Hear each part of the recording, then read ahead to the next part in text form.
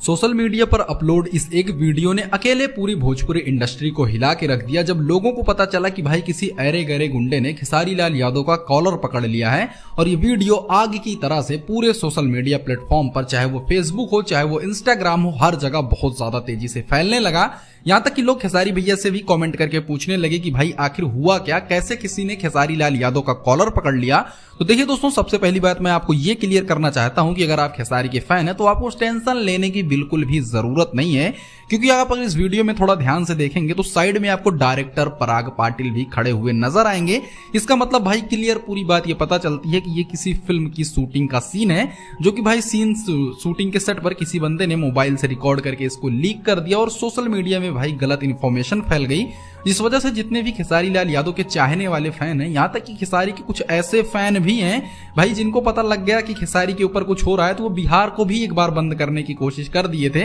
तो भाई आप लोगों को घबराने की जरूरत नहीं है, आपके फेवरेट सुपरस्टार खेसारी लाल यादव अभी भी सेफ हैं। वैसे दोस्तों, इसके बारे में आप क्या कहना चाहेंगे, कमेंट जरूर कीजिएगा।